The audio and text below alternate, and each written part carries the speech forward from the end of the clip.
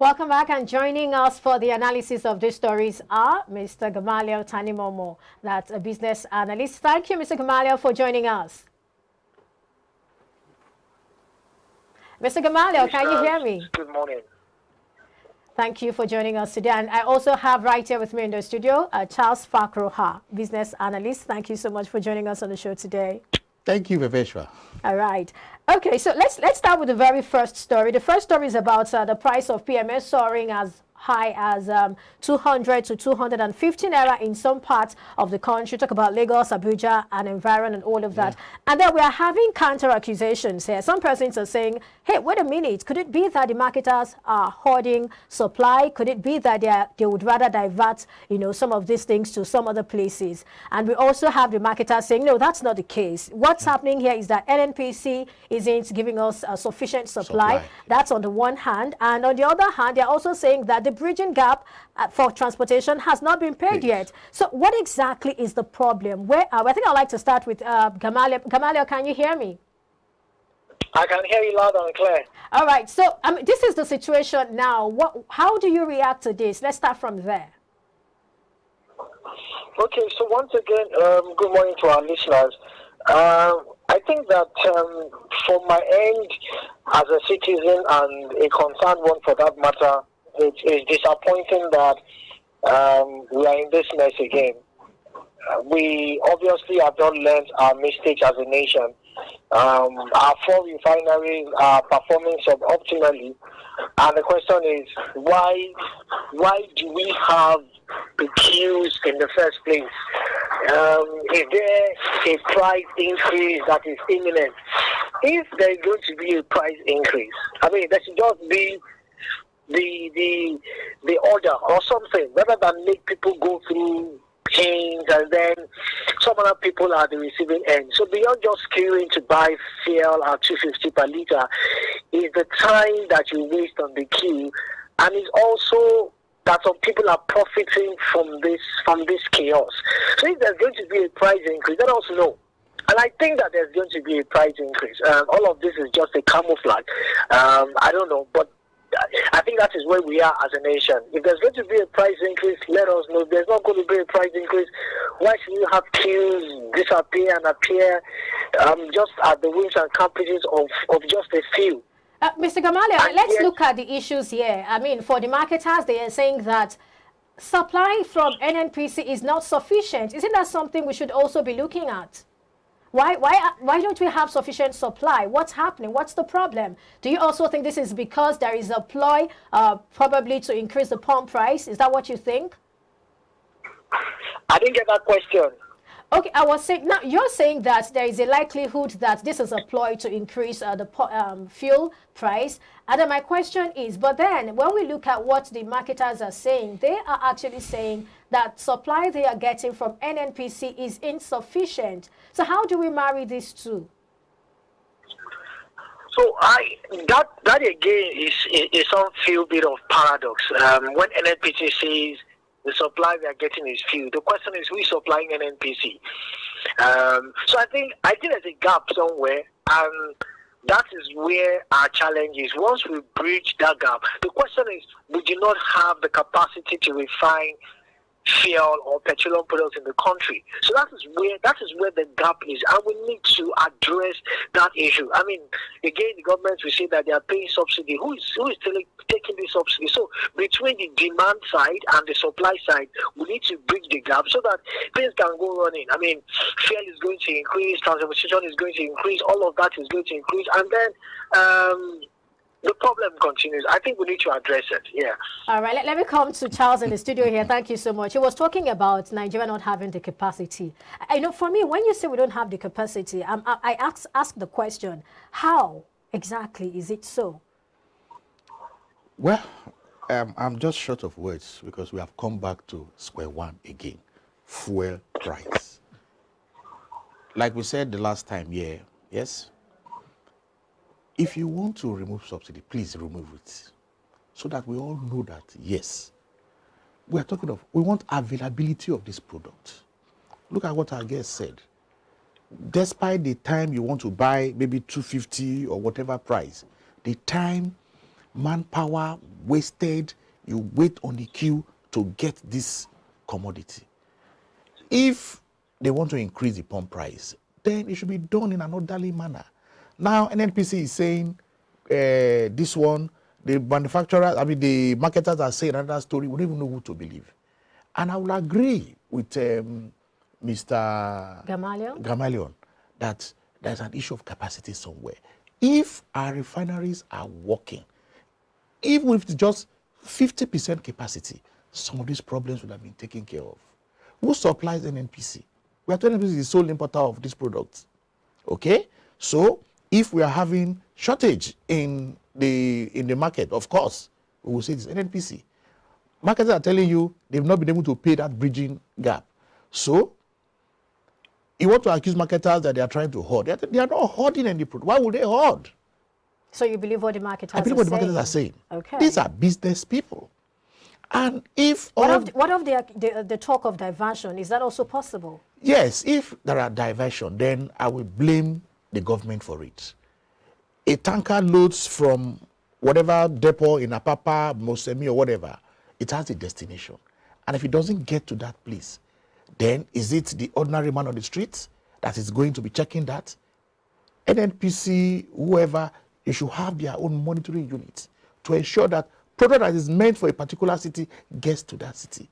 They tell us they take it outside the country. For God's sake. A tanker loaded with fuel will just pass our borders like that. So I think we are tired of all these excuses. We don't have that capacity. The only solution to this problem is let our refineries work. And if for the time being, you want to remove subsidy, the product will be available at that particular price, 250 or whatever price, let it be. So that we can go past this and begin to think of other more important issues. I can see how passionately you're talking about this. All right, let's move on to the second story. That talks about still on diesel price hike. Anyway, let's say it's still on oil and gas. And then we have Manufacturers Association of Nigeria saying that the federal government should give them license so they can start importing fuel. And according to them, they are saying that when you don't have this diesel available, what happens is that the manufacturing industry is crippled. And when the manufacturing industry is crippled, there is no productivity.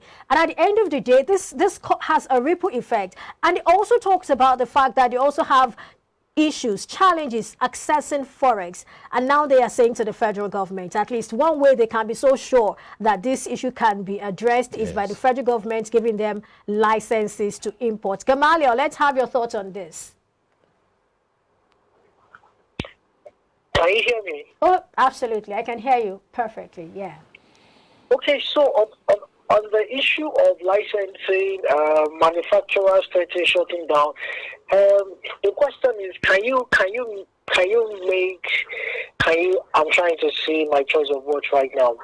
Can you make something without breaking? Can you make egg without breaking an omelette or something?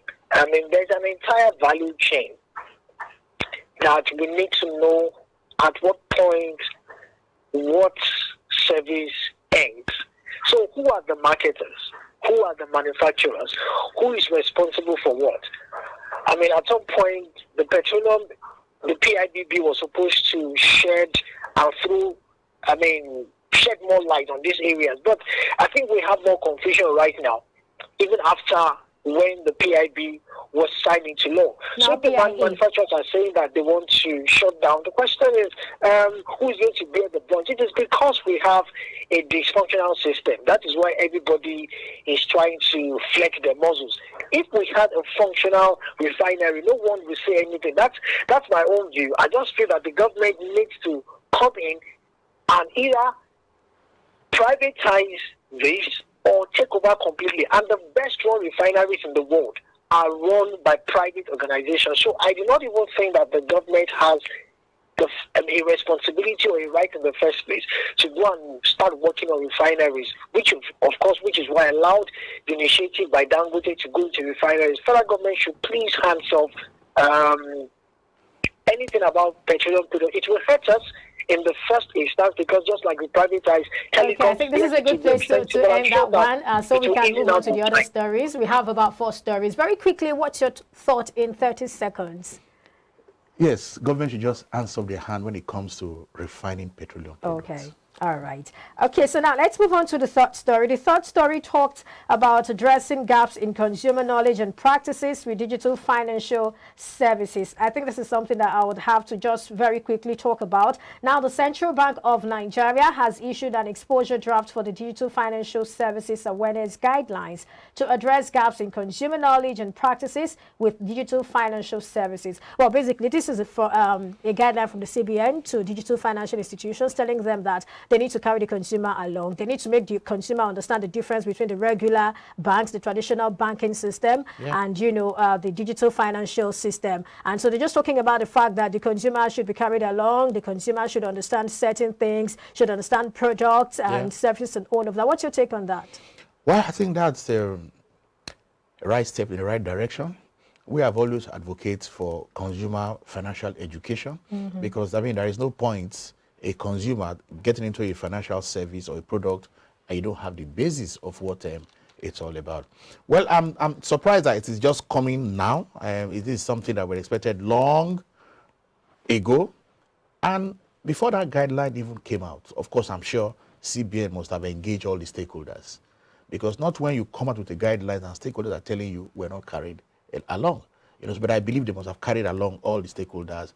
And it's now left for the financial service providers to make this education available in a very simple form to their teeming consumers so that they will see value added by making use of these financial services. Well, we are talking of financial inclusion. But if it becomes too sophisticated, I doubt people who are in the rural areas might be having some difficulties. So the financial service providers, whether there are banks, there are financial services, payment services and all that, they all have to be on deck to ensure that this education is done and is communicated properly to the consumers in all over the country. All right, you said something about the fact that it's not even coming early enough. Have there been issues in the past that you probably want to share?